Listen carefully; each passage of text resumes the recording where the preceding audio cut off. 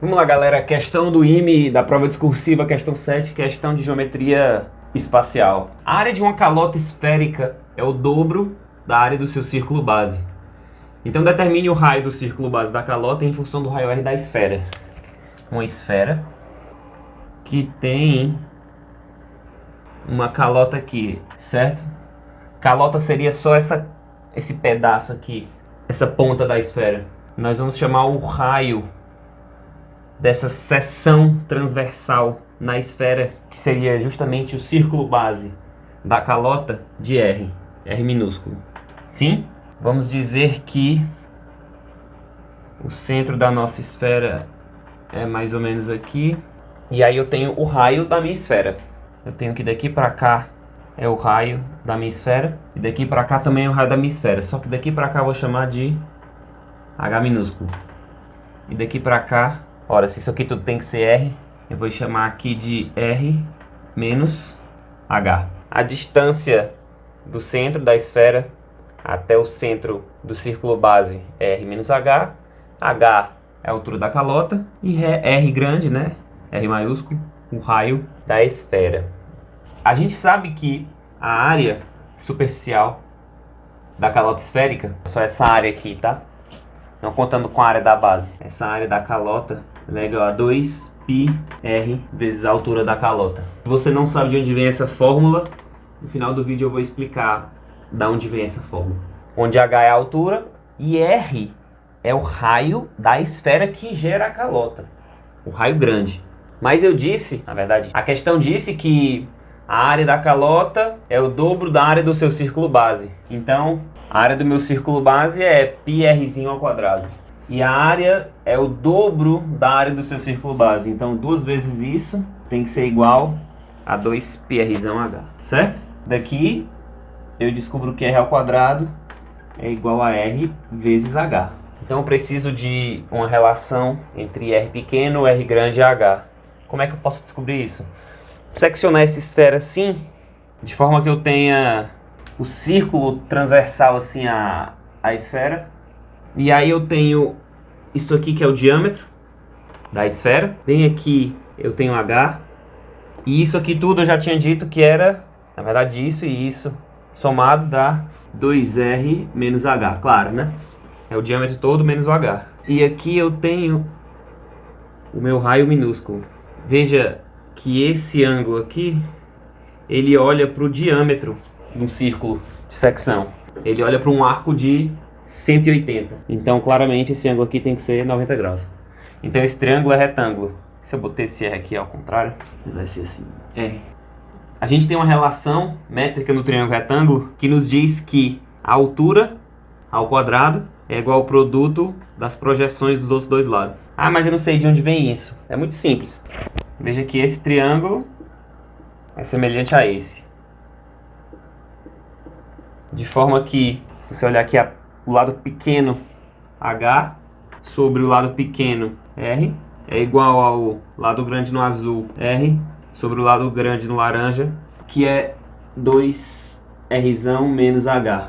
Então você mostra que o quadrado da altura, no caso aqui é R, é igual ao produto das projeções. Beleza? Isso aqui vai nos dar que R ao quadrado é igual a 2Rzão H menos H ao quadrado.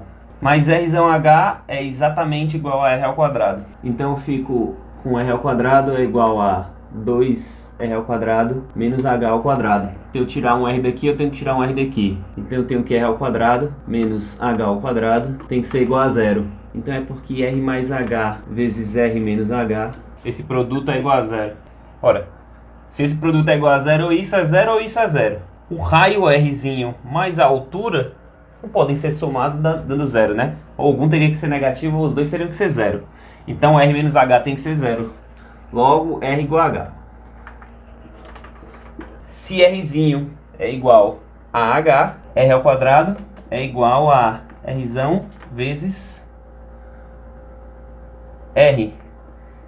Então, R é igual a R. No caso, R maiúsculo é igual a R minúsculo. Determine o raio do círculo base da calota em função do raio R da esfera. O raio do círculo base é igual ao raio da esfera. Então, na verdade, esse círculo aqui está bem no meio.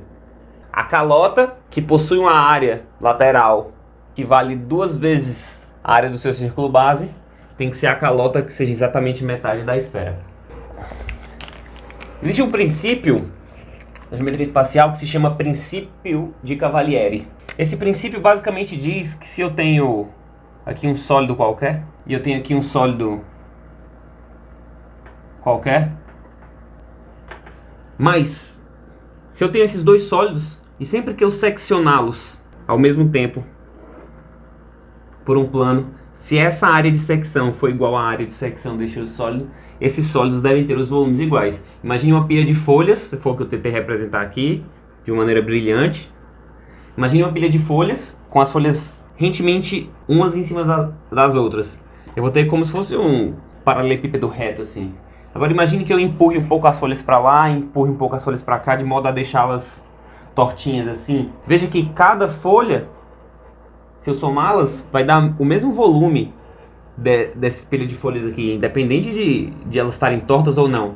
Então é mais ou menos isso que o princípio quer dizer. Se eu tenho dois sólidos, passo um plano que seccione os dois sólidos e a área de cada uma dessas seções forem iguais, então esses dois sólidos devem ter os seus volumes iguais. Claro, não só nessa seção. Se eu seccionar, sempre que eu seccione esses dois sólidos e essas áreas sejam iguais. No caso aqui das pilhas de folhas, como as folhas eu considerei idênticas, sempre que eu seccionar assim em qualquer plano, a área da folha vai ser igual à área da folha, porque são as mesmas folhas.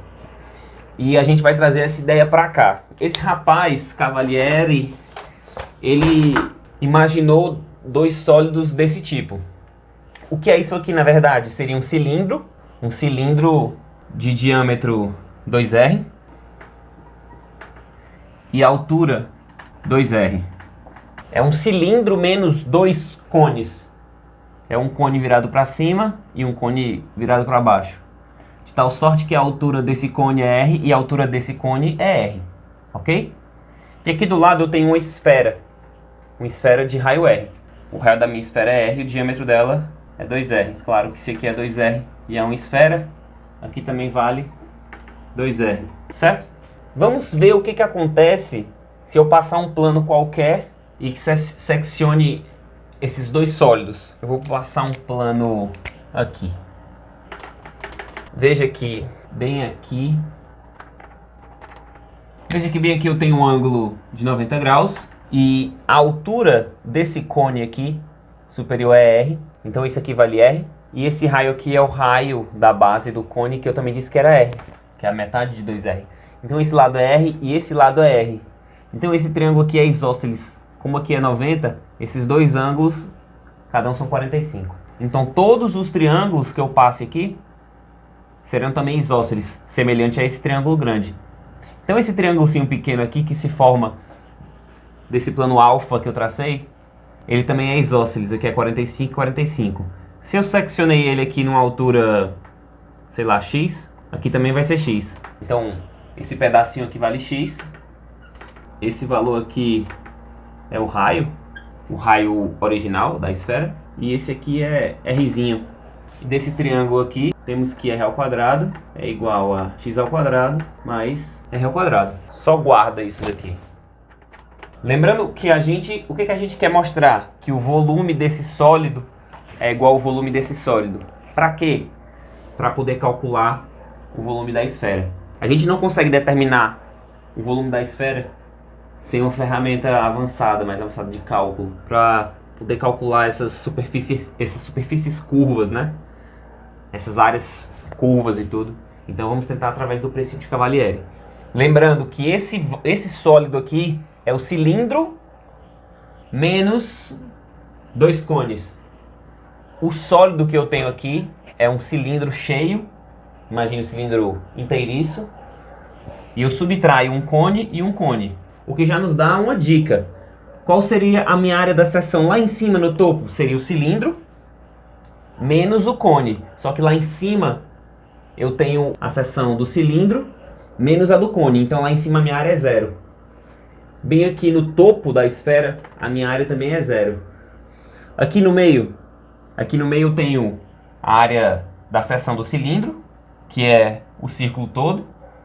menos a área de nada, porque aqui no centro é a ponta do cone de cima com a ponta do cone de baixo, então não subtraiu nada. Então a área desse meu sólido aqui é um círculo completo, que coincide com a área máxima aqui da esfera, também no meio. Então isso nos indica que provavelmente isso aqui vai dar certo. Vamos ver em uma altura qualquer se isso se mantém. Então, seccionando aqui, o que eu vou ter basicamente como área para calcular vai ser essa seção aqui, né? Eu vou ter o meu cilindro de raio 2R menos o cone. Isso aqui seria o cone, né? Assim que a gente está vendo como se fosse de cima. No caso, daqui até aqui seria X, o valor todo seria R. Como eu calcularia a área disso daqui? É um setor circular, né? A área disso daqui seria πr ao quadrado menos πx ao quadrado. E aqui, como eu calcularia essa mesma área aqui da seção na minha esfera? Seria a área igual a πr ao quadrado. Só que quem seria o r ao quadrado? R ao quadrado menos x ao quadrado. Então a área aqui é π r ao quadrado, r ao quadrado, menos x ao quadrado. Veja que de fato as áreas são idênticas. Como eu fiz em função de letras, isso demonstra que para qualquer área que eu seccionar, essa área vai ser igual a essa. Então sempre que eu seccionar esses dois sólidos, eles vão ter uma mesma área de seção transversal. Então, pelo princípio de Cavalieri, esses dois sólidos devem ter os volumes idênticos. Então, para eu calcular o volume da esfera, que é um volume que eu até agora não sei, eu posso calcular através de volumes que eu sei, que é o volume do cilindro e o volume de dois cones. Então, o volume da esfera ele vai ser idêntico a o volume do cilindro, que é a área da base πr ao quadrado, vezes a altura, que é 2r, a área da base vezes a altura, menos o volume de dois cones, duas vezes πr ao quadrado, que é a área da base, vezes a altura de dois cones, cada cone tem a altura de r, sobre 3. Então, resolvendo isso aqui, eu tenho 2πr ao cubo menos 2/3 de πr ao cubo. 3 vezes 2, 6. 6 menos 2, 4. Então, a gente demonstrou que o volume da esfera é 4/3 de πr ao cubo. Agora imagine que eu quero calcular o volume de um segmento da esfera. Esse volume aqui. Eu calculo usando o mesmo princípio. Para eu calcular o volume desse segmento aqui, como a gente já mostrou pelo princípio de Cavalieri que esses dois sólidos têm os volumes iguais, eu posso calcular esse volume através desse sólido. Para eu calcular esse volume aqui, que é igual a esse, nesse sólido, eu tenho que calcular o volume do cilindro menos o volume disso aqui, que é um tronco de cone, certo? Então, para eu calcular esse volume aqui em laranja, esse volume do segmento esférico, porque eu já estou dizendo que vai ser igual a esse, que acabamos de demonstrar, vai ser igual ao volume do cilindro, que é πr ao quadrado vezes a altura, certo? A área da base vezes a altura, menos o volume do tronco de cone, que você também consegue demonstrar de maneira fácil, fazendo o volume do cone todo, menos o volume do topo do cone. E a forma para calcular isso direto é π, aí no caso vai ter essa alturinha aqui que eu vou chamar de Hzinho, vai ser a altura do meu segmento. Na verdade eu menti aqui não é 2R, né? Aqui é a altura do segmento, seria só esse cilindro aqui de altura H. Perdão. E agora eu vou retirar. Então esse volume aqui é o volume do meu cilindro todo, dessa altura aqui H, menos o volume desse tronco de cone. Como é que eu calculo o volume do tronco do cone? π sobre 3 vezes H, que multiplica. Aí eu vou ter um raio aqui, R1, que é o da base menor ou base superior do meu cone. E um raio aqui, R2, que vai ser o raio maior, o raio da base do meu tronco. Isso aqui fica R1 ao quadrado mais R1, R2 mais R2 ao quadrado. Eu consigo transformar isso aqui de forma que eu tenho um volume do meu segmento esférico de uma maneira menor, mais simplificada. Só que essa fórmula aqui vai me ser útil agora, porque eu quero demonstrar, na verdade, a área da calota. Como isso aqui é o meu segmento todo, eu vou querer descobrir só a área do meu segmento.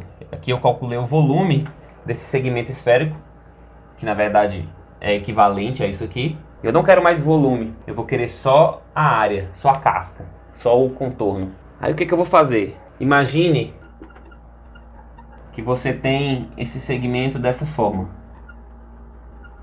Isso aqui é mais ou menos o meu segmento, concorda? O que eu vou fazer é ir subtraindo um segmento que seja quase do tamanho desse, aqui interno, para que na verdade fique só a minha casca.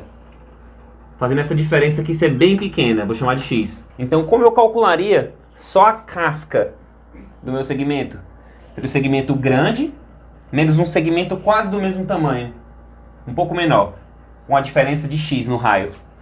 Então o volume da minha casca vai ser igual ao volume do segmento grande, que vai ser tudo isso aqui, só que vai ter o mais X, que é justamente a diferença. Então vai ser π R mais X ao quadrado vezes H, menos πH sobre 3, R1 ao quadrado, etc.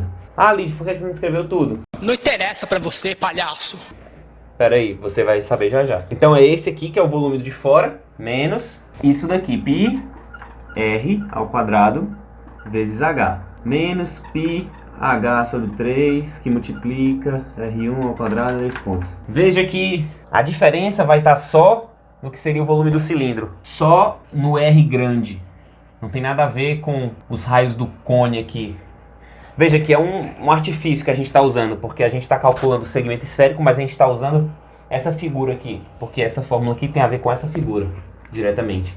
Então o que vai acontecer? Perceba que eu vou ter isso aqui se cortando com isso aqui, porque fica menos com menos, vai ficar mais isso aqui, eu vou cortar isso. E aqui, ó, tchai, aqui, ó, tome, aqui, ó, tchai, aqui, ó, tome, na verdade, ó. E aqui, ó, tchai, tchai, aqui, ó, tome, tome, na verdade, aqui, ó, tchai, tchai, aqui, ó, tome, tome, na verdade, ó. Logo você percebeu que o resultado é zero. Então eu vou apagar isso daqui. E a gente vai ficar com o volume da casca.